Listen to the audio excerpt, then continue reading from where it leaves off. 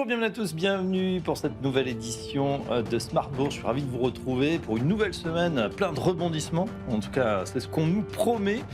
Vous le savez, tous les soirs de 17 à 18 heures en direct, on fait le point avec nos experts sur ce qui se passe sur la planète finance. Tout ce qu'il faut savoir sur les marchés, la macroéconomie, la microéconomie, mais également les matières premières, le pétrole, l'or. On va passer en revue pas mal d'actifs ce soir. Et puis bien sûr, on parlera aussi allocation justement de ces actifs. Qu'est-ce qu'on fait là pour cette rentrée 2025 ?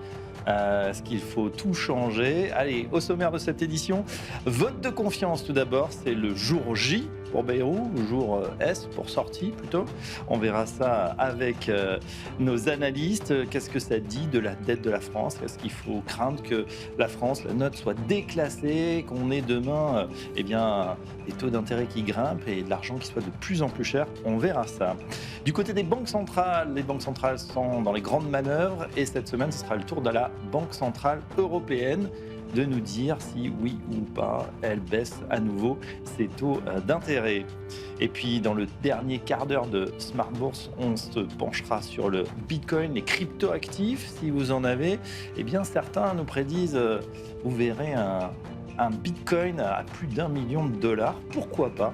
On saura tout ça avec un spécialiste dans le dernier quart d'heure. Voilà pour le sommaire de Smart Bourse. Tout de suite, on se penche sur les marchés.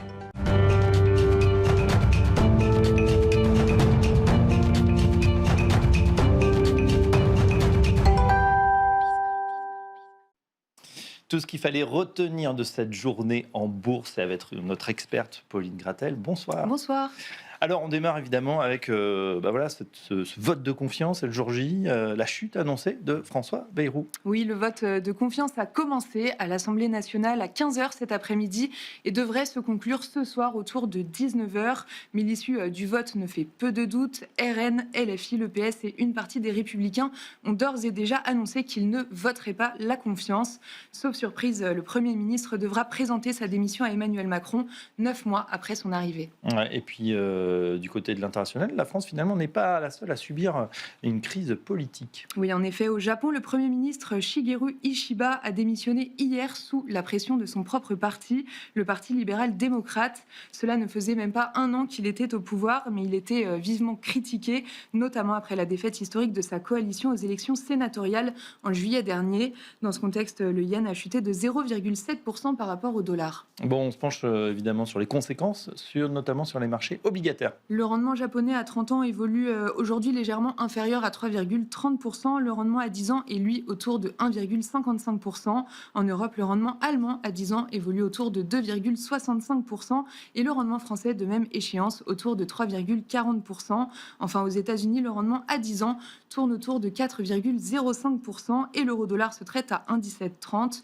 Du côté des métaux, l'or est au plus haut et a inscrit un nouveau record historique. Ouais, qu'est-ce qui se passe du côté des actions ? En Europe, le CAC 40 évolue en hausse malgré les incertitudes au-delà de 7700 points. Globalement, l'ensemble des indices européens évolue en hausse modérée avec un Stoxx 600 qui gagne de l'ordre de 0,3%.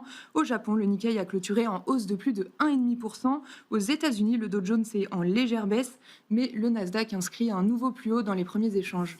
Ouais, les indices qui sont globalement en hausse en attendant la décision de Fitch. Oui, la décision de Fitch sur la note de la France qui est attendue ce vendredi. Les investisseurs redoutent un abaissement de la note. L'an dernier, Fitch avait maintenu la note à double A- avec une perspective négative. Mais avec le risque politique, l'agence pourrait attribuer la note de A+ en fin de semaine. Du côté des valeurs, on se penche sur Total Energy qui profite de la hausse des prix du pétrole. Oui, l'OPEP+ a annoncé encore augmenter sa production de pétrole avec 137 000 barils supplémentaires par jour en octobre. Le titre Total Energy est donc en hausse de 1%.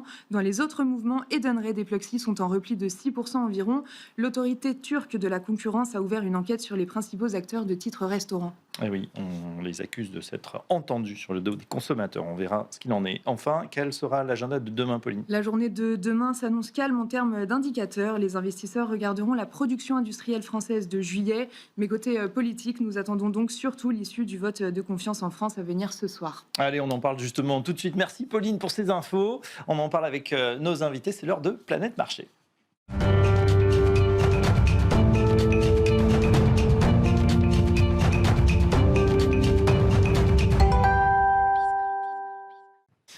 Tous Tous les soirs en direct dans Smart Bourse, 3 experts sont avec nous pour se pencher sur ces sujets brûlants de l'actualité économique financière. On est ravi d'accueillir Bertrand Puivre. Bonsoir Bertrand. Bonsoir. Vous êtes gérant Action Internationale chez Fidelity. Bienvenue à vous. À vos côtés, François Cabot. Bonsoir François. Bonsoir Fabrice. Économiste Eurozone chez AXA. Voilà, on a l'international, on a l'euro. Bon, ça ne vous empêche pas de parler du reste du monde, bien évidemment. Et puis Nicolas Gottsman. Bonsoir Nicolas. Bonsoir. Responsable de la stratégie macroéconomique à la financière de la Cité. Bienvenue à vous. Messieurs, on démarre évidemment avec, on l'a dit, ce jour J, vote de confiance. Alors c'est intéressant, on a vu que la chute du Premier ministre japonais, ça a provoqué une hausse de 1,5% sur la bourse japonaise. On verra ce qu'il en est demain, mais en tout cas, on voit Bertrand, qu'il n'y a pas de panique pour l'instant à bord. Le CAC finalement se maintient. C'est finalement un non-événement, cette démission de François Bayrou. Disons que la France, il faut l'inclure effectivement d'un point de vue européen. Et on a implicitement le pouls de l'Allemagne, donc je ne suis pas certain qu'on ait on ne sait jamais avec les agences de notation, mais qu'on ait des très mauvaises nouvelles donc en fin de semaine.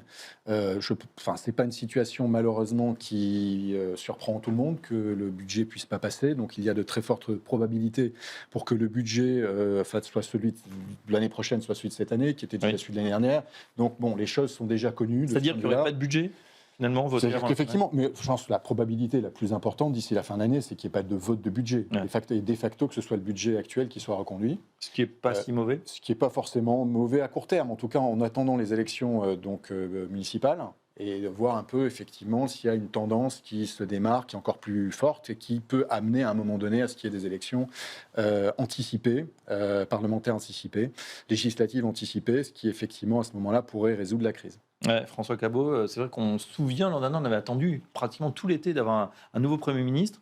On se demande, maintenant, il y a une nouvelle période d'incertitude qui va quand même s'ouvrir notamment pour le président de la République.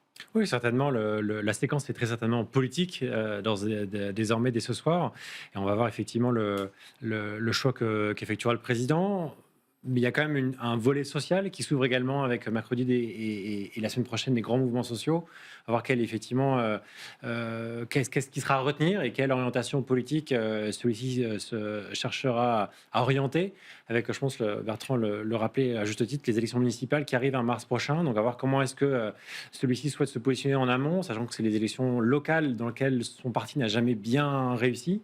Et donc effectivement, cette grande séquence s'ouvre maintenant avec, il faut quand même se le rappeler, une situation conjoncturelle relativement dégradée de la part de la France. On a vu au deuxième trimestre une activité qui rebondit un peu certes, mais qui n'est pas tirée ni par la consommation ni par l'investissement. On a juste des stocks qui font la production, qui font le PIB, et des enquêtes conjoncturelles qui n'indiquent pas de mieux à court terme. On a l'impression qu'on est complètement à l'arrêt, qu'on est vraiment dans un attentisme terrible et qu'il n'y a rien qui va vraiment... il n'y a pas de catalyseur pour améliorer cette situation. On peut rester dans une sorte de 4e République qui s'étirerait.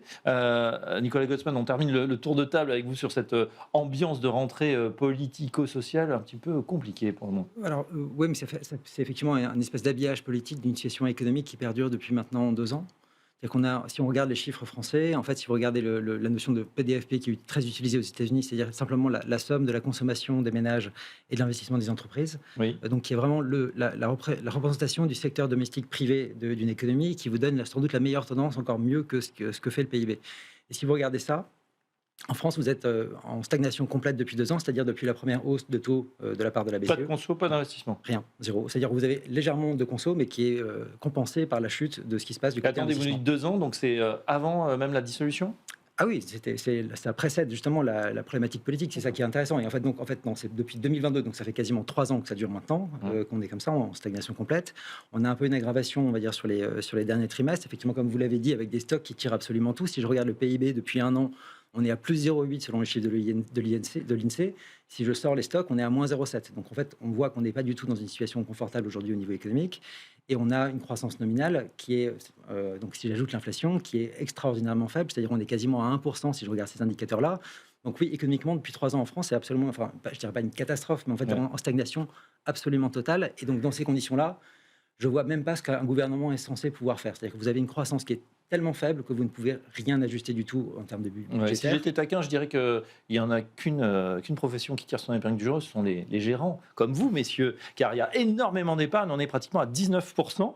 et il faut bien la gérer, cette épargne des Français, mais qui traduit quand même un malaise également. On n'est pas investi uniquement en actions, loin de là, malheureusement. C'est ça un peu le problème, d'ailleurs, du pays. Non, mais c'était une boutade. Mais à part ça, c'est vrai que ça traduit aussi ce fait qu'on est de plus en plus fourmis. L'épargne des Français, ça traduit aussi cette crainte demain de peut-être perdre son job, ou en tout cas d'avoir un ralentissement, d'avoir pas de nouvelles perspectives, en tout cas très positives. C'est très ciblé.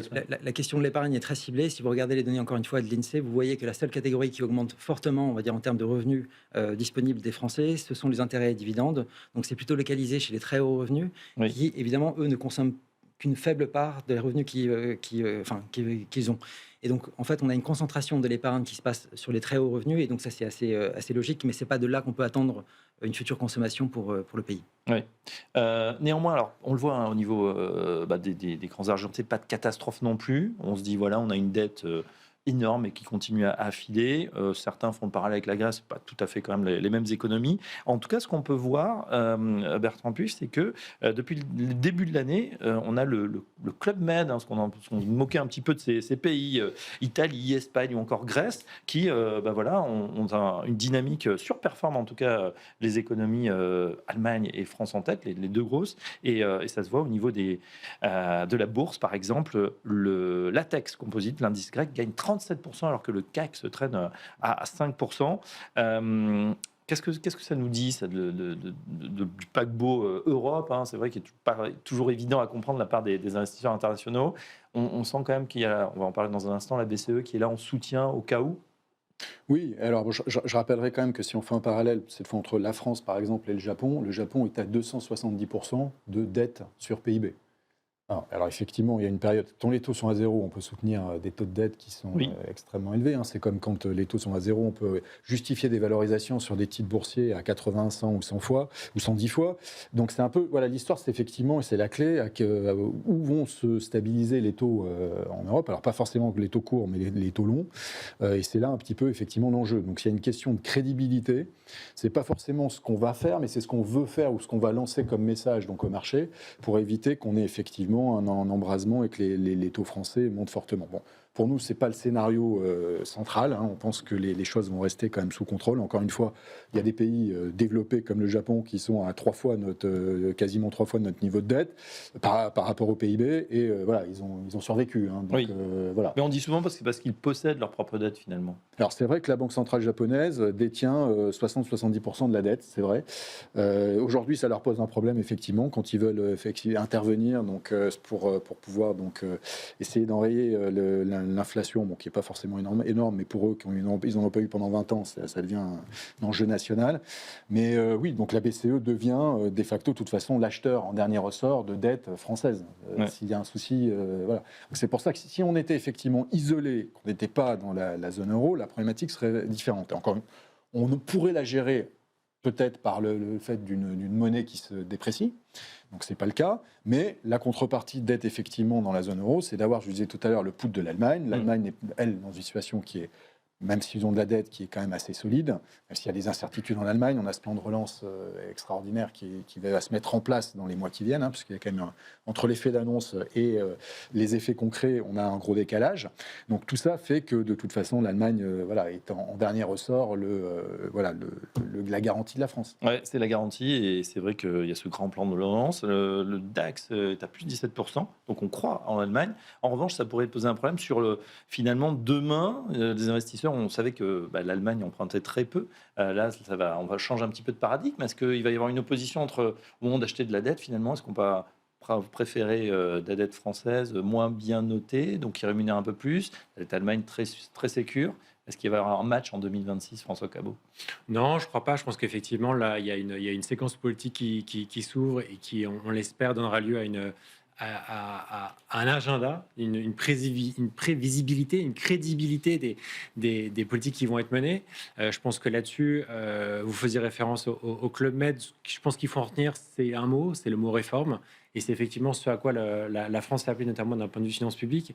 Et je pense qu'effectivement, modulo cet agenda se mettant en place dans les prochains mois et trimestres, on peut avoir effectivement, il n'y a pas de sujet d'avoir lieu de débat de Allemagne contre France. Je pense qu'au contraire, c'est plutôt les effets de ruissellement d'une Allemagne qui se porte mieux, qui qui ne peut qu'aider la France de ce point de vue-là. Mais avec modulo, cette question de la prévisibilité et de la crédibilité du plan français d'un point de vue de finances publiques, où là, effectivement, on est quand même sur une trajectoire délicate depuis 2 ans, avec des déficits qui sont extrêmement élevés, sans parler de la dette qui est effectivement sur une trajectoire délicate. Sauf que, Nicolas Goldman, je vous ai coupé tout à l'heure, pardonnez-moi, mais c'est vrai qu'on ne voit pas très bien qui vont incarner ce changement et faire enfin ces réformes. On a l'impression qu'on est avec un Parlement extrêmement divisé. Si on votait demain, on aurait finalement de nouveau à peu près ces 3 blocs et on ne voit pas, sans parler d'un Javier Milei, mais quelqu'un qui fasse les réformes structurelles dont on a besoin pour se donner un petit peu d'air. Honnêtement, moi, je ne suis pas persuadé que ce soit les réformes qui vont nous tirer de la situation dans laquelle on est. Quand je regarde, encore une fois, ce qui est fait aujourd'hui par la BCE, en fait, la situation du pays ne m'étonne pas beaucoup.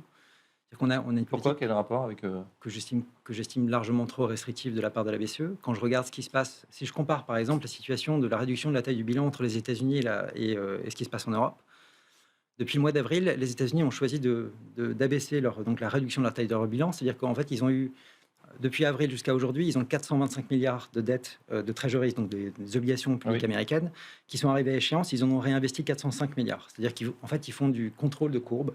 C'est-à-dire qu'ils laissent les titres arriver à échéance et ils interviennent sur le marché de long terme. Donc, Mais ils en rachètent? Ils en ont racheté 400 milliards depuis le mois Donc d'avril. il y a 425 qui s'éteint et ils en rachètent 450. Ils en ont racheté 405. Voilà. Donc ils ont juste baissé de 20 milliards, mais en fait, donc, il y a une activité qui est très forte de la part de la Fed pour racheter de la dette sur le long terme. Que fait la BCE? La BCE a laissé, depuis la même période, a laissé tomber 175 milliards de dettes depuis le mois d'avril. Si je regarde depuis le début de l'année, c'est 300 milliards de dettes qui sont donc arrivées à échéance et la BCE ne rachète pas cette dette-là. Ouais. Si je regarde uniquement pour la France, c'est 56 milliards. Donc on a 2 points de PIB de dette détenus par la BCE qui ont été lâchés en cours de route. Donc vous avez une pression sur les taux à long terme. C'est exactement ce qui se passe donc en Europe. On a la même situation au Royaume-Uni, sauf qu'au Royaume-Uni, on a une croissance nominale de 5,2%. Ça veut dire que le truc est encore à peu près jouable, mais ils vont devoir le réduire et ils vont le réduire. Mais les États-Unis, ce qui est intéressant, c'est en fait, ils avaient sur la simple idée d'un peut-être potentiel ralentissement dès le mois d'avril commencé à corriger le tir pour pouvoir justement avoir quelque chose de relativement souple et de pouvoir continuer à acheter de la dette sur le long terme, même en baissant, on va dire très lentement ce qu'ils font, alors que la BCE, il va à un rythme complètement effréné, mais une pression que je pense insupportable sur les taux à long terme, notamment pour la France. Et donc quand on regarde la situation en Europe aujourd'hui, on a des taux élevés sur le long terme, il n'y a aucune transmission de la politique monétaire de la BCE dans l'économie réelle. Vous avez une baisse de taux depuis 1 an, passé de 4 à 2%, sauf que comme vous faites ça en même temps, vous avez des taux qui restent élevés sur le long terme, ce qui n'est pas le cas pour le reste de l'économie, donc vous n'avez pas de transmission, et en plus vous avez des budgets d'État qui sont complètement contraints par le niveau de dette qui commence à augmenter. Et je pense effectivement que la BCE fait absolument n'importe quoi, et j'espère vraiment qu'ils vont corriger le tir rapidement sur le point de vue de la réduction de la taille du bilan. Alors, excellente transition, puisqu'on va suivre justement voilà, l'action de la BCE, ça sera jeudi. Qu'est-ce qu'elle va annoncer? Bon, jusqu'ici, on ne pense pas qu'il va y avoir de baisse de taux supplémentaires, Bertrand Puif. Constate, wait and see. Ils vont botter en touche et attendre encore. Parce que on est peut-être arrivé aussi comme on disait, à l'inflation, hein, qui est le mandat de la BCE, une inflation maîtrisée. On est de nouveau sur les 2% et finalement l'atterrissage en douceur est fait et on se redonne peut-être des marges de manœuvre du côté de la BCE pour un éventuel prochain choc. Attention, il y a quand même l'effet des tarifs qui va arriver en décalé. Ça, il faut l'avoir quand même en tête. Ça, c'est un premier élément. Il y a le fait aussi que, bon, ce n'est pas le consensus, mais imaginons que l'euro soit moins fort aussi. C'est quelque chose. La force de l'euro nous a un peu protégés également au niveau inflation. Donc voilà, on n'est pas non plus sorti du bois là-dessus, attention. Mais effectivement, on est plutôt dans une trajectoire qui est positive et qui devrait pousser à un moment donné la BCE à être un peu plus agressive en termes de baisse, mais ce ne sera pas sans doute le cas cette fois-ci. Oui, François Cabot, même constat. Enfin, oui, même, ni même, alors certainement pas, c'était en septembre, ni même en termes de guidage. Je pense que, en tout cas, en ce qui nous concernait, on attendait une BCE beaucoup plus dovish, beaucoup plus accommodante en juin, en juillet. Elle ne l'a pas du tout été. Là, on a la recette parfaite en termes de révision de prévision de la BCE sur ses propres prévisions d'inflation et de PIB, qui vont être plutôt à la hausse, à la fois sur l'inflation et comme sur la croissance également. Donc, elle n'a aucune munition pour être accommodante, pour donner un biais, alors qu'elle aurait pu l'avoir les fois précédentes. Donc, je pense qu'effectivement, là-dessus, on n'a rien à attendre de la BCE. Par contre, je partage tout à fait votre constat que la situation fondamentale, et vous l'évoquez sur la France, mais c'est également le cas sur d'autres pays, est beaucoup plus délicate, beaucoup plus fragile d'un point de vue macroéconomique qu'on voudrait le croire, et dès lors qui nécessiterait d'avoir des taux plus bas. Donc effectivement, de notre côté, on attend encore une baisse Les de taux taux. sont trop hauts pour vous actuellement. Exactement. Pour le niveau de l'économie, quand on voit que nous, on est pratiquement à zéro de croissance. Voilà, tout à fait. Et donc, du coup, nous, on attend une baisse de taux supplémentaire en décembre pour effectivement contrecarrer ces taux longs qui sont élevés et qui rendent délicat le financement de l'économie. On voit bien à la fois sur le prix, mais en volume de crédit, qui sont tout à fait anémiques depuis 2 ans. Et on voit bien qu'effectivement, il y a une transmission dans les taux au nouveau crédit, donc le prix diminue. Par contre, dans le volume de prêt, on n'est pas à zéro, mais on a une très faible croissance qui donne lieu effectivement à une croissance tout à fait atone, comme on l'évoquait. Nicolas, vous nous disiez tout à l'heure, excusez-moi, ça fait 3 ans qu'on n'investit plus.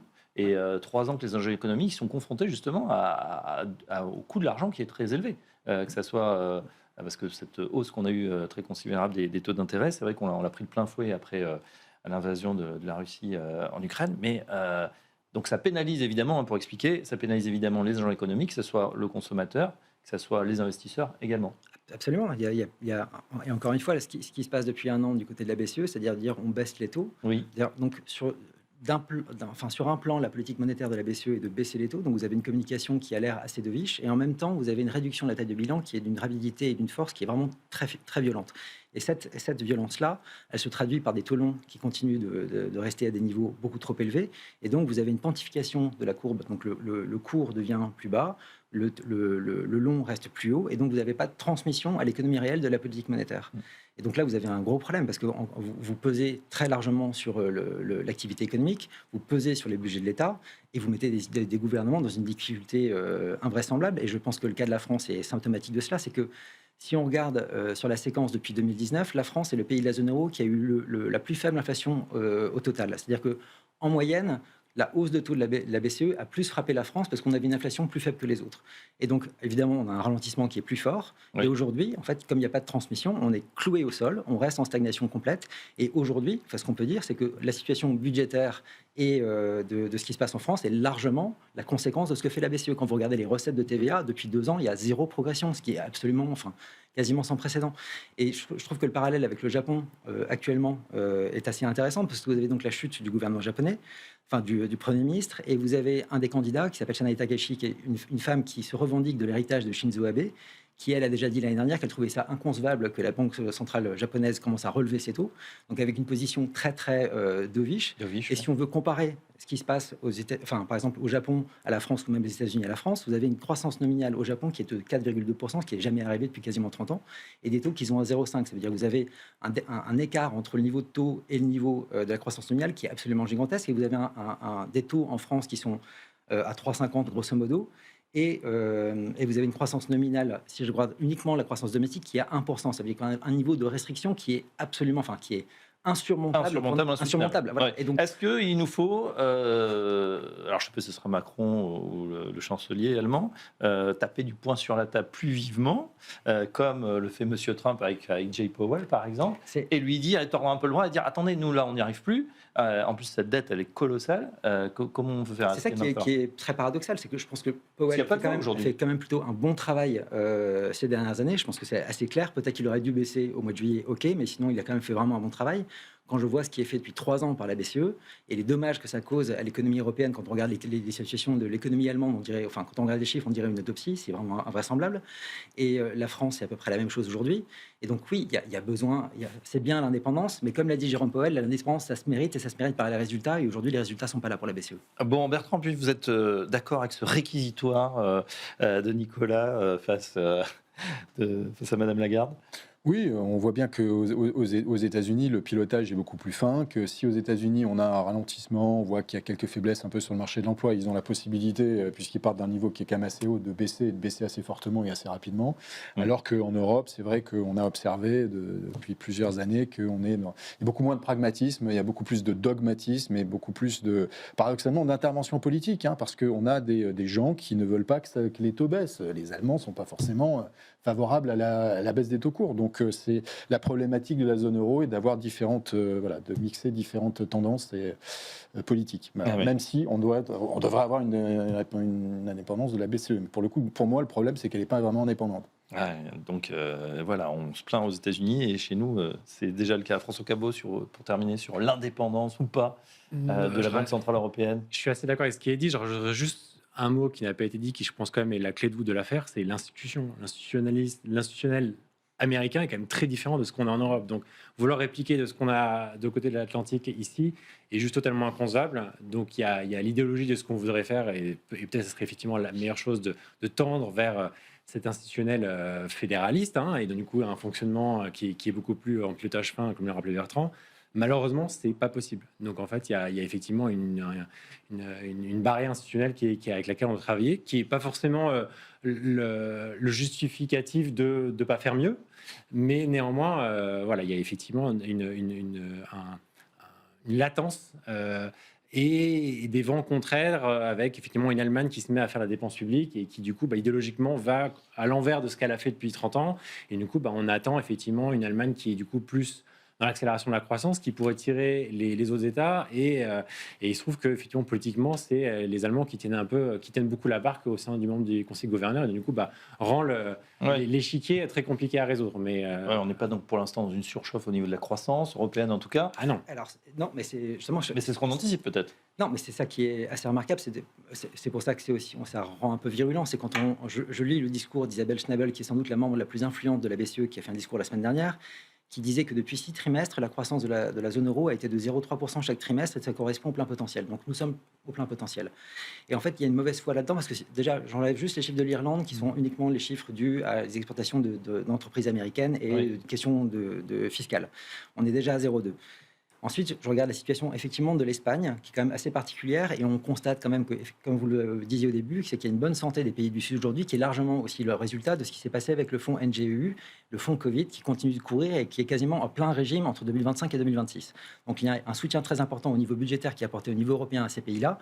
Mais par contre, si vous prenez le corps de la zone euro, c'est-à-dire vous prenez la France, l'Allemagne, vous êtes à une croissance de 0,08 par trimestre. Donc là, vous n'êtes pas du tout au potentiel. Et je considère effectivement que de sa part à elle, parce que je suis parfaitement sûr qu'elle est consciente de ça, qu'il y a une sorte de mauvaise foi dans son approche et qui est assez insupportable. Bon, voilà, c'est dit. La BCE qui en prend pour son grade ce soir. On change complètement de sujet, si vous voulez bien. On va parler un petit peu du pétrole. À compter d'octobre, 8 membres centraux de l'OPEP plus vont augmenter leur objectif de production de 137 000 barils par jour. Ils font 1 an avec ce rythme pour absorber l'intégralité des réductions en cours. Et 2 millions de barils par jour resteront de coupe, resteront en vigueur jusqu'en 2026. Sur cette politique, vous voulez nous parler justement des conséquences de cette politique de C'est l'OPEP+. intéressant parce que le cours du pétrole monte là-dessus, donc il faut quand même se poser des questions. C'est-à-dire on met plus de pétrole et pourtant ça monte. Ça fait 6 mois que les vannes sont ouvertes et le prix du pétrole, grosso modo, après avoir baissé initialement, il s'est stabilisé. Et malgré effectivement les annonces qu'il y aurait un peu plus donc de baisse, alors attention, le rythme, effectivement, ils ont annoncé qu'il y allait avoir plus de baisse, mais par contre le rythme à court terme, la baisse immédiate à 1 mois, elle est plus faible que ce qui est anticipé. L'augmentation, à 1 mois est plus faible que ce qu'on avait anticipé des volumes. Alors, ce qui se passe, c'est qu'on a des déclarations d'intention qui sont là pour faire plaisir, notamment aux États-Unis et à Trump, pour pouvoir dire on fait tout ce qu'on peut pour que le prix du pétrole il explose pas. Alors il faut pas non plus qu'il soit trop bas parce que ça pénalise le schiste américain, mais autour de $60, c'est très bien pour tout le monde. Donc ils disent on fait tout ce qu'on peut. Donc et puis ça veut dire implicitement aux Américains aidez-nous à régler les problématiques donc de tensions géopolitiques dans la zone. Par contre là où on a un jeu effectivement de dupes, c'est que les capacités de l'OPEP d'augmenter la production, à part l'Arabie Saoudite, elles sont nulles. 0, c'est impossible. L'Algérie a commencé à dire oui, nous on peut un peu, Oman aussi, mais en fait on se rend compte et ils disent mais on peut pas. Enfin, on est vraiment à quelques milliers de barils par jour, c'est ridicule l'augmentation de production. Donc aujourd'hui, il n'y a que l'Arabie Saoudite qui a les cartes en main et encore, sa capacité à augmenter les volumes est largement surestimée de notre point de vue. Donc on est dans une espèce de jeu de dupes où on peut dire ce qu'on veut, on va dire on va ouvrir les vannes, mais de toute façon on ne peut pas produire plus. Parce que ça fait 15 ans qu'on sous-investit dans ce secteur-là, parce qu'il y a eu cette vague ESG sans précédent, où on a mis ce secteur vraiment au pilori, en disant c'est pas bien, c'est pas le futur, il faut investir dans les énergies renouvelables. On les a forcés à investir dans les énergies renouvelables, en disant à Total, il faut arrêter d'investir dans le pétrole, il faut investir dans le vent, dans le solaire, qui au passage ont des rentabilités 2 à 3 fois moindres, mais c'est pas grave, on le fait pour le futur. Mais ça veut dire qu'on n'a pas suffisamment. Est-ce qu'il y a une réinvesti. remise en question quand même depuis l'arrivée de Trump sur ces Oui, effectivement. Là, on voit très bien remise en question qui déjà été poussée par certains investisseurs qui en avaient un petit peu marre en fait de cette tendance à se tirer une balle dans le pied. Surtout que de facto, on s'est rendu compte que le secteur pétrolier était le secteur qui investissait le plus dans la transition énergétique, dans les projets solaires et éoliens, mais ça n'a pas permis au secteur de voir ses multiples augmenter, revenir vers ses multiples historiques. Donc au final, vous êtes PDG de Total, vous disent mais tout ça pour ça, moi je vais réinvestir dans des bons projets pétroliers ou gaziers, pour Total en particulier, qui ont des retours sur capitaux investis 2 à 3 fois plus importants et qui ne dépendent pas de subventions. Donc, et qui ne dépendent pas, pour par exemple le solaire, des Chinois, puisque 80% des matériaux pour les fermes solaires sont fabriqués en Chine. Donc, voilà, on est dans une opération un peu aujourd'hui qui est assez intéressante, je trouve, et qui explique pourquoi le prix du pétrole ne baisse pas alors qu'on ouvre les vannes, parce que de toute façon, on ne peut pas les ouvrir. Et on le voit à court terme, les chiffres qui sont annoncés à court terme sont en totale contradiction avec l'objectif à moyen terme d'augmentation de production, et on n'arrivera jamais à cette augmentation de production qui a été annoncée. Et le marché n'est pas dupe et le voit. Sous-production. Réaction, messieurs, sur ce sujet du pétrole? Pas forcément. Non, c'était intéressant depuis le début. Ce qui était intéressant, c'est de voir le parallèle entre ce qui se passait sur les déclarations de l'OPEP et la politique de Donald Trump. Parce qu'on avait eu le jour du Liberation Day, donc c'était un mercredi. Le lendemain, on avait déjà une déclaration de l'OPEP qui commençait à augmenter sa production et qui travaillait main dans la main. C'est-à-dire que les dégâts qui étaient éventuellement causés par Donald Trump sur le terrain commercial allaient être absorbés en partie par l'Arabie Saoudite qui allait augmenter sa production et que, en gros, les Saoudiens étaient OK pour payer un peu la facture de ce que faisait Donald Trump. Ouais. Bon, tout le monde, de toute façon, a dû passer à la caisse. On voit au bout de ces 6 mois, on pourrait parler de cette guerre commerciale, mais je voudrais qu'on ouvre notre page allocation. François Cabot, justement, avec voilà, ce qui se passe, cette rentrée, on l'a dit, un petit peu agitée. Est-ce qu'il faut reconfigurer son portefeuille en ce moment? Est-ce qu'on revoit les allocations? Est-ce qu'on sécurise? Comment on modifie un peu la tendance? Juste un mot avant sur le pétrole, Oui. sur l'aspect demande, et on viendra assez logiquement sur l'aspect d'allocation d'actifs. La question de la tendance de où va l'économie mondiale est quand même assez claire.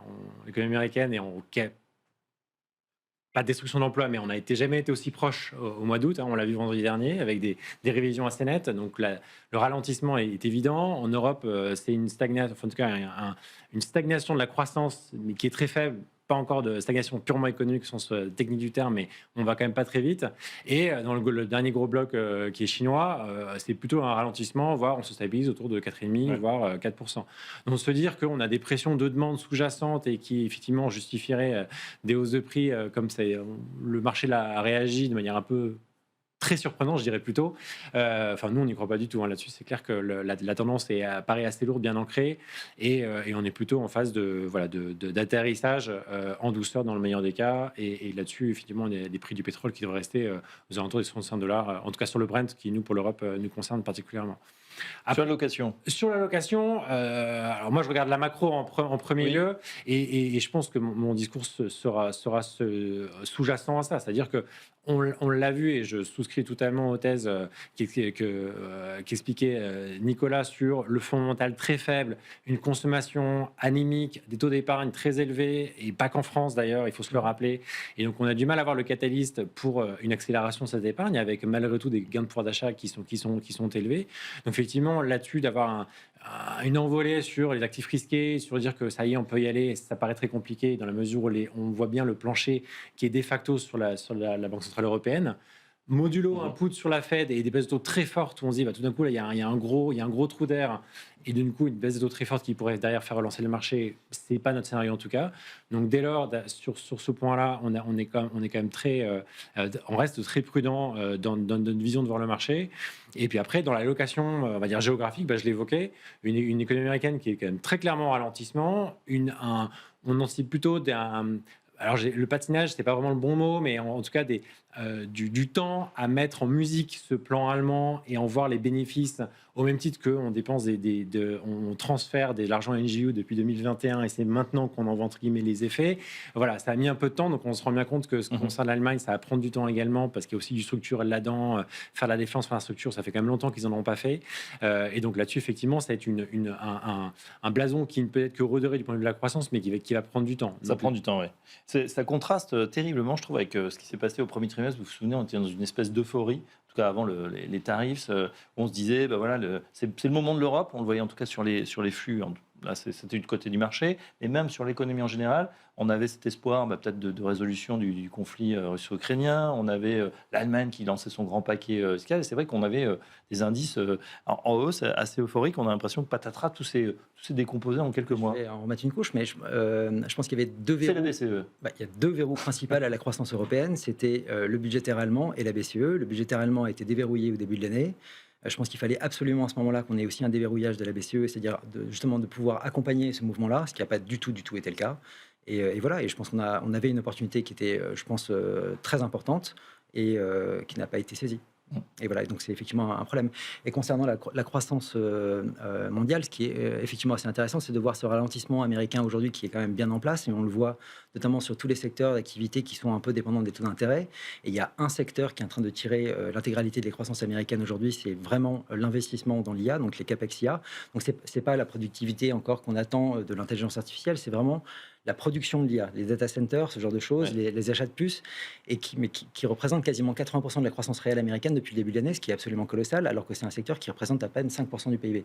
Donc c'est vraiment très très important. Ouais, d'ailleurs, les grandes boîtes américaines, elles n'hésitent pas à déshabiller Pierre pour habiller Paul, c'est-à-dire ont vraiment tout se concentre en ce moment sur ces investissements. Et que le niveau de concentration, il est exactement au même niveau que ce qu'on avait en 99 avec la bulle de la tech. Donc, alors je dis pas que c'est une bulle, pas du tout, mais de montrer la concentration et la force de ce mouvement-là, et que pour le moment, dans les données notamment qui ont été publiées pour le mois de juillet, ça continue et ça reste aussi fort. Donc on a effectivement un ralentissement sur toute l'économie américaine, sauf sur l'IA, mais qui est tellement fort que pour l'instant, ça permet de cacher le reste.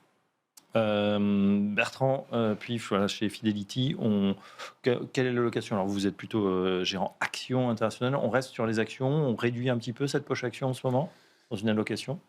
La problématique, c'est pour faire quoi c'est pas pour faire de l'or, puisqu'on est quand même sur des plus hauts historiques aussi. Ça continue à grimper, on a dépassé les $3 600 À un l'once. moment donné, c'est comme le marché américain, et à un moment donné, ça s'arrête.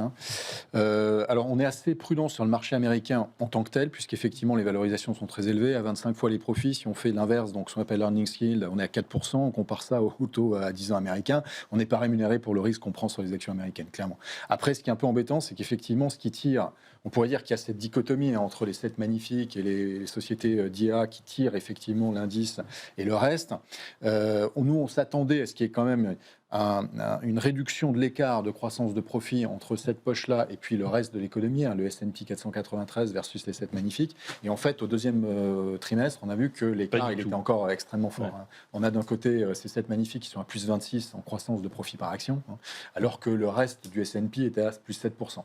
Alors, ça fait plus 11 en cumulé par rapport à l'Europe qui a plus 3, donc c'est sûr qu'effectivement, on n'est pas dans la même cour. Mais c'est vrai que si ce moteur qui a fait plus 26, c'est 7 magnifiques, et puis plus globalement, les sociétés qui sont exposées effectivement à l'IA, venaient à un moment donné à décevoir. Ça ne veut pas dire qu'on est en train de dire que la croissance va s'arrêter, attention. Mais ça veut dire que par rapport à des attentes qui deviennent de plus en plus élevées, il y ait au moins un trimestre ou deux où on déçoive. Une société comme Nvidia, si elle arrive à un moment donné avec un profit warning, où elle est 10% en dessous des attentes, par exemple, compte tenu de la valorisation du titre aujourd'hui à 45 ou 50 fois en fonction des attentes qu'on a, c'est évident que ça va faire mal. Et derrière, ça va entraîner, évidemment, compte tenu du poids de Nvidia dans l'indice, mais également, ça paraît faire le ricochet pas mal. Ça arrivera forcément, c'est ce qu'on guette. Néanmoins, trimestre après trimestre, pour l'instant, ils battent les prévisions. Voilà. Mais ce que je veux dire, c'est qu'on est vraiment, on marche sur l'eau jusqu'à un moment donné où la magie n'opère plus. Et donc, ça va être compliqué sur les États-Unis. L'Europe, on est beaucoup moins cher, 14,5, mais effectivement, il y a quand même un manque d'engouement, on va dire, de catalystes sur l'Europe. Alors, on peut aller chercher effectivement en stock picking des sociétés qui sont intéressantes, des sociétés qui peuvent... Alors, il y a des sociétés effectivement qui sont sensibles au stimulus allemand comme la défense, mais c'est déjà surjoué, donc c'est un petit peu compliqué. Alors, aujourd'hui, nous, on regarde en Europe, par exemple, des sociétés qui sont sensibles à la croissance chinoise. Il y a beaucoup de sociétés allemandes, notamment automobiles, qui ont énormément souffert du ralentissement de la croissance chinoise, plus le fait, sur l'automobile en particulier, qu'ils ont fait primer leurs propres constructeurs sur ces constructeurs-là. Mais aujourd'hui, quand on regarde sur le terrain, nous on a des analyses qui sont en Chine, on voit que depuis déjà quelques mois, les revendeurs en fait, d'automobiles étrangères, en particulier haut de gamme allemande, en Chine, voient finalement, à partir d'un niveau très faible, mais leur niveau de vente repartir. Ça Donc, va sur un secteur d'accord. qui, pour le coup, l'automobile reste encore vraiment très peu cher, hein, pour le coup, même dans une perspective de récession mondiale, le secteur est vraiment très peu cher. Alors bon, évidemment, si c'est l'effondrement total, ils vont perdre beaucoup d'argent et ça va être la catastrophe, mais on n'est pas dans ce scénario-là. Aujourd'hui, voilà, on a un secteur qui price aujourd'hui un ralentissement fort aux États-Unis, le fait que l'Europe rebondisse pas, que la Chine rebondisse pas. Donc on a plutôt, voilà, s'il y a des bonnes surprises, ben, on sera rémunéré pour le risque qu'on prend sur l'automobile par exemple. Donc l'idée c'est vraiment de faire du stock picking, que ce soit par zone géographique, mais même à l'intérieur des zones géographiques maintenant ça suffit plus. On peut plus dire la Chine c'est vraiment pas cher, l'Europe c'est pas cher, les États-Unis. On est obligé de faire du stock picking, de la sélection de titres, de la sélection de secteurs au sein des zones géographiques. Très bien. Nicolas Gottsman, l'allocation, est-ce qu'elle se modifie en ce septembre 2025? Je pense qu'on est en train de réfléchir à ce qui est en train de se passer aux États-Unis et qui va sans doute se passer dans le reste de l'Occident et qui est et d'ailleurs le cas japonais est vraiment intéressant. Mais en gros, les États-Unis, comme tous les pays depuis 1945, a une croissance qui est le fruit de deux facteurs, qui est la démographie, l'immigration et la productivité. Si je regarde aujourd'hui la croissance américaine, le potentiel estimé notamment par la Fed, c'est 1,8 avec un ratio qui est un peu différent, c'est-à-dire 1,4 de productivité et 0,4 de croissance sur la population. Sur les dernières années, en fait, on avait une croissance qui était beaucoup plus forte que cela. Oui. Non pas parce que la productivité était beaucoup plus forte, mais parce que la démographie, l'immigration a été très importante. Or, aujourd'hui, depuis le début de l'année, en gros, on a une immigration qui est quasiment revenue à zéro aux États-Unis. Et a priori, vu l'ambiance trumpienne, c'est bien parti pour que ça continue comme ça. Donc, on va dire sur les deux pans qui vous permettent d'avoir de la croissance, vous ne pouvez plus compter sur la démographie, il vous reste que la productivité aux États-Unis. Mais du coup, le potentiel ici, a priori, c'est 1,4. Ça change tout à fait la perspective de croissance. C'est ce qu'on appelle le R-star, c'est-à-dire le taux d'intérêt naturel. Si vous enlevez la démographie, a priori, il devrait chuter. Et ça, je pense que c'est une réflexion qui, aujourd'hui, n'est pas encore vraiment Sauf que ça sur met la des table. mois à se Ça voir. met des mois, c'est ça met des mois à se voir. Mais quand Enfin, on regarde aujourd'hui les statistiques qui sont publiées aux États-Unis, notamment sur la population, enfin, c'est absolument n'importe quoi. Et c'est marrant, ils ont du mal à mesurer. Il y a des gros problèmes de mesure sur la croissance de la population aux États-Unis, entre les gens qui arrivent de l'extérieur, les gens qui sont sur place. Et donc, on a effectivement un flou très important. Et pour le coup, on aura aussi un chiffre très important demain qui va être publié par le BLS, donc sur l'emploi américain, pour savoir quelles vont être les révisions sur ce qui se passe sur notamment le premier trimestre de cette année, mais qui peut avoir un impact très lourd sur ce qui peut se passer pour la suite. Ça veut dire qu'on prudent sur les États-Unis? Alors, prudent, mais... Avec des multiples, on le disait, c'est vrai, à des nouveaux records. Prudent, mais je garde bien à l'esprit que, au contraire de l'Europe, la Banque centrale, enfin la Réserve fédérale des États-Unis, elle est quand même là pour soutenir la croissance et que s'il y a moindre choc important, ils seront là pour soutenir et faire ce qu'il faut, faire le travail pour justement soutenir cette croissance et avoir un rebond assez immédiat, essayer de contenir les choses, ce qui n'est pas le cas de la BCE. Ouais, la croissance et l'emploi, les deux mandats de la Fed, bien aidés par un président qui vitupère. On verra ça avec le remplaçant de Monsieur Jay Powell. En tout cas, le mot est passé. Vous savez que Christine Lagarde nous écoute tous les soirs, donc elle en a pris pour son grade ce soir. On verra si elle amende sa politique d'ici quelques semaines. En tout cas, merci à nos experts. Nicolas Gottsman, responsable de la stratégie macroéconomique à la financière de la Cité. François Cabot, économiste Eurozone chez AXA. Et Bertrand Puif, gérant action internationale chez Fidelity. Merci, messieurs, pour cet éclairage sur les marchés. Dans un instant, on va regarder ce qui se passe du côté du Bitcoin. L'or est à un niveau record, on l'a dit, 3600 $ l'once. Le Bitcoin, il n'est pas loin des 110 000 $, mais vous allez voir dans un instant, on va réécouter Yves chez Fouetny qui nous raconte que ce Bitcoin il pourrait aller bien plus haut. C'est dans un instant. À tout de suite.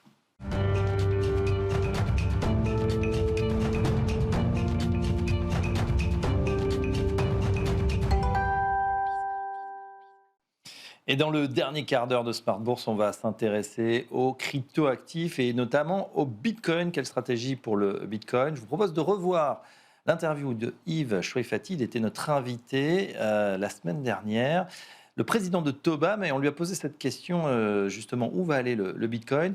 Il rappelait justement que Toban est précurseur justement sur ces cryptoactifs. On l'écoute tout de suite.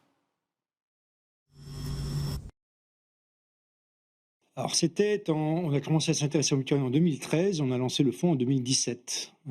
TOBAM, ça veut dire Think Out of the Box Asset Management. Ouais.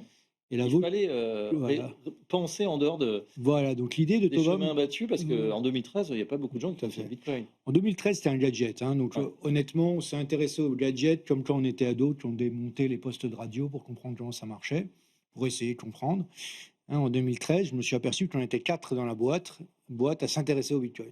Mais comme un gadget, les potes, on est des matheux, Et on s'intéresse à ça mathématiquement. C'est seulement en 2016 qu'on a compris que ce truc-là, en fait, c'était pas un gadget et qu'on a décidé d'implémenter un pari en 2016. Et on a nommé ce pari, on l'a décrit par une phrase. Et la phrase, c'est: un jour ou l'autre, les plus gros gérants de fonds du monde lanceront des fonds en Bitcoin pour leurs clients. Ça, on l'a écrit dès 2016. Donc ça paraissait complètement farfelu il y a près de 10 ans maintenant. C'est le cas aujourd'hui avec un engouement extraordinaire pour ce cryptoactif qui est la plus grande monnaie virtuelle du monde. Alors, je dis monnaie, hein, c'est un token, on pourrait ergoter bien sûr. Mais en tout cas, voilà, c'est devenu un actif, c'est même un actif de diversification. On dit souvent que c'est l'or numérique. Est-ce que vous êtes d'accord avec cette définition? Une réserve de valeur.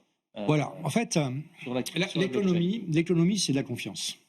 Hein, quand vous achetez une bouteille d'eau de chez l'épicier, vous espérez que c'est vraiment une bouteille d'eau, et lui, il espère que l'argent que vous lui donnez, c'est du vrai argent. Toute transaction, elle repose sur la confiance. C'est pour que l'édifice de la confiance soit solide, il y a besoin d'une clé de voûte de la confiance. Et pendant des millénaires, la clé de voûte de la confiance, c'était l'or. Si je vous disais à l'époque, j'ai 5 lingots d'or, vous me faisiez confiance. Okay, ensuite, on s'est aperçu que l'or, il y avait des problèmes. Un des plus grands problèmes de l'or, c'est qu'il n'est pas auditable. Hein, aujourd'hui, si je vous dis j'ai 5 lingots d'or, c'est un acte de foi que de me croire. Hein, la seule manière d'auditer mon stock d'or, c'est de le faire fondre. Il n'y a pas d'autre méthode. D'accord. L'or a été remplacé comme clé de voûte du système de la confiance par le dollar. Hein, si je vous disais, il y a quelques années, j'ai 3 millions de dollars, vous me faisiez confiance. Aujourd'hui, un nombre croissant d'observateurs ont l'impression que l'intérêt objectif des États-Unis d'Amérique, c'est de dévaluer le dollar. Hein, quand on est assis sur des quantités gigantesques de dettes, quand on a des problèmes de productivité partout, en fait, si on regarde les choses objectivement, on peut penser qu'on a intérêt à dévaluer sa monnaie. Quand le président lui-même annonce qu'il veut dévaluer le dollar, c'est là qu'on peut... Et la perspective d'une dévaluation, c'est pas compatible avec le statut de clé de voûte du système de la confiance. Et je pense qu'en fait, l'intérêt des États-Unis, c'est de faire en sorte que le dollar ne soit plus le clé de voûte de la confiance, parce que c'est très coûteux pour les États-Unis, en fait. Et en fait, ils sont en train, de manière plus ou moins publique, de s'emparer de ce qui pourrait devenir la future clé de voûte du système de la confiance, du Bitcoin. Aujourd'hui, ils abandonneraient ce qu'on appelle le privilège exorbitant, le billet vert, hein, qui est quand même la monnaie de référence. Ils ne l'abandonneraient pas, mais ils le dévalueraient. Voilà, oui, le dollar, il restera en cours. Les États-Unis honoreront leurs dettes. Comment ils honoreront leurs dettes? En imprimant des dollars. Et en fait, un prix Nobel d'économie a défini l'inflation de manière originale, Milton Friedman. Il a dit l'inflation, ce n'est pas la hausse de valeur des choses. Une pomme, aujourd'hui, ça ne vaut pas plus cher qu'une pomme il y a 20 ans. Ça n'a pas plus de valeur. Par contre, quand vous regardez son prix en euros a beaucoup augmenté. Ce n'est pas la valeur de la pomme qui a augmenté. C'est la valeur des euros qui a diminué. C'est la valeur du dollar qui a diminué. Vous savez, en 1694, il y a un groupe de businessmen à Londres qui se sont réunis et qui ont dit on va créer une boîte, une entreprise. Cette entreprise, elle va lever du capital pour acheter de l'or. Et ils ont décidé de nommer cette entreprise la Banque d'Angleterre, Bank of England. En 1800, il y a un homme d'État français qui était premier consul, qui était Napoléon Bonaparte. Il a réuni les 100 familles les plus riches de France. Il leur a dit, on va faire comme les Anglais. Hein, on va lever du capital et acheter de l'or. Et on va appeler cette boîte la Banque de France. Et pendant 150 ans, ces boîtes étaient privées.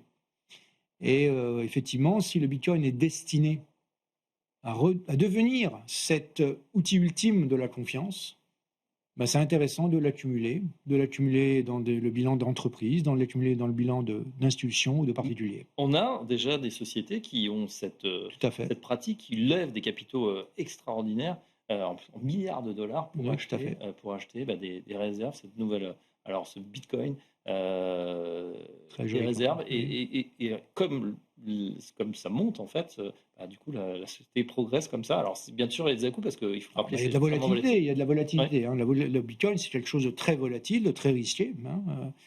surtout sur le court terme.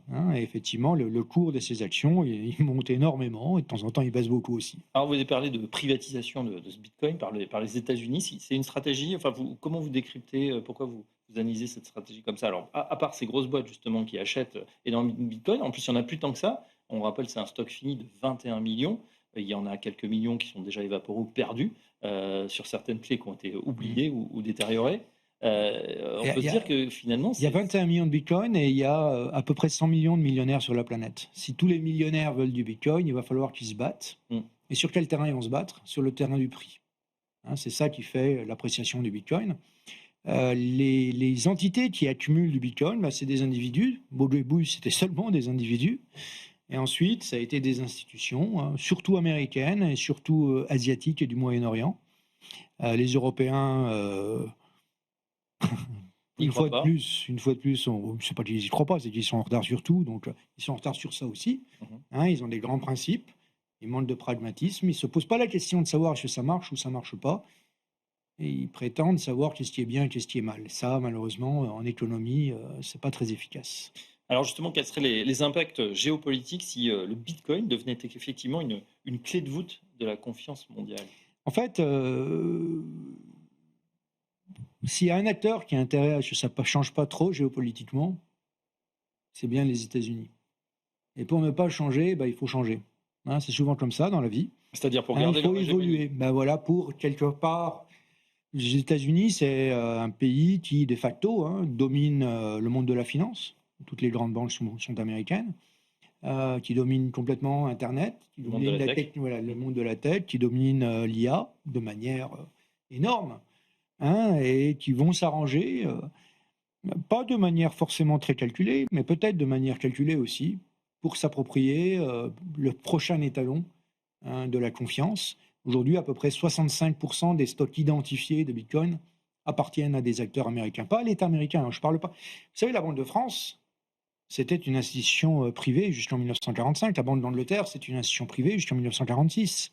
La fédérale elle-même, la Federal Reserve, n'a pas un actionnariat étatique.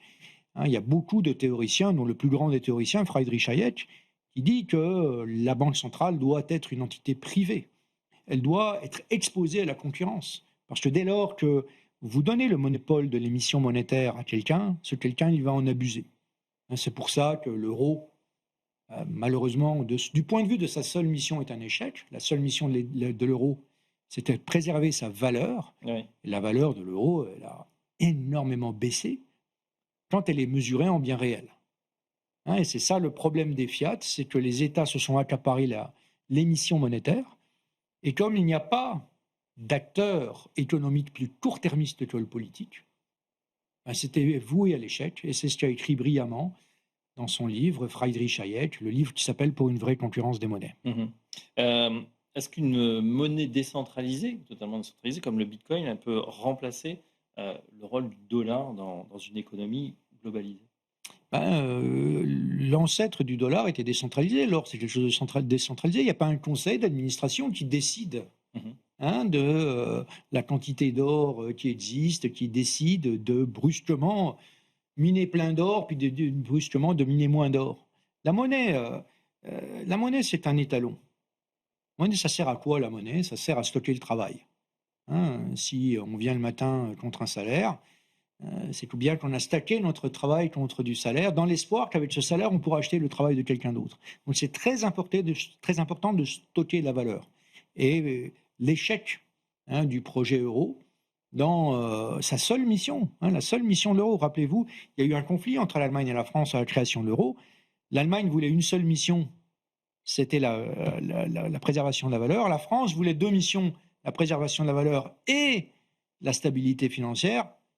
De jure, les Allemands ont gagné, mais de facto, malheureusement, les Français ont remporté le morceau. Et aujourd'hui, l'euro, et la chute de l'euro est inscrite. C'est évident que les fiat, le système fiat va être remplacé par un autre. On traduit par contre fiat parce que ça parle. Les monnaies décrétées. Les monnaies décrétées. Les monnaies qui n'ont pas de valeur intrinsèque, mais qui brusquement ont été décrétées du fait de la loi. J'ai une dernière question, et je suis fatigué, vous qui connaissez donc cette technologie blockchain et en particulier Bitcoin depuis pratiquement son origine. Vous êtes peut-être Bitcoin maximaliste. Est-ce qu'on peut mettre un prix sur le Bitcoin, voilà, si on imagine à 2, 3 ans, 5 ans, qui effectivement ait un rôle prépondérant dans notre économie? En fait, ça revient à répondre à une autre question, c'est quoi le prix d'une pomme dans 10 ans? Moi, je vous dis que le prix d'une pomme dans 10 ans, quand elle sera libellée en euros, ce sera 10 fois plus cher. Et le Bitcoin, il va suivre. C'est pas tellement le Bitcoin qui va s'apprécier, c'est pas seulement le Bitcoin qui va s'apprécier, c'est les fiat. C'est Et du fait de leur, vont se voilà, dévaluer. du fait de leur abondance accrue, quand quelque chose est de plus en plus abondant, il perd de la valeur. Et comme l'impression monétaire n'est pas prête de se calmer, le Bitcoin vaudra plusieurs millions de dollars dans un horizon assez longtemps. Bitcoin pour payer. Oui, bien sûr. Donc un Bitcoin est déjà décomposable en 100 millions de Satoshi, de même qu'un euro est décomposable en 100 cents. Chaque Bitcoin, vous pouvez le couper en 100 millions de petites parties qui s'appellent des Satoshi. Et effectivement, l'objectif à terme, ce ne sera pas de posséder un Bitcoin, parce que comme je vous dis, il n'y en a que 21 millions. Ce ne sera pas possible. Ce ne sera pas possible. Par contre, des Satoshi, il y en a beaucoup. Et ce sera plus aisé de s'approprier un certain nombre de Satoshi que de s'approprier des Bitcoins. Voilà, c'était Yves Chouefati, le président de Tobam. Peut-être demain, on parlera plus de Bitcoin, mais de Satoshi, puisque le Bitcoin vaudra des sommes astronomiques. En tout cas, c'est tant mieux pour tous ceux qui croient dans cette technologie et ces crypto-actifs. Voilà ce qu'on pouvait dire ce soir sur les marchés. Merci de nous avoir suivis dans cette édition de Smart Bourse. On se retrouve demain à la même heure, 17h, 18h en direct. Et d'ici là, n'hésitez pas à nous réécouter, nous revoir en replay sur YouTube, sur Twitch ou à nous noter sur les plateformes de streaming en podcast. Très bonne soirée à tous, à demain.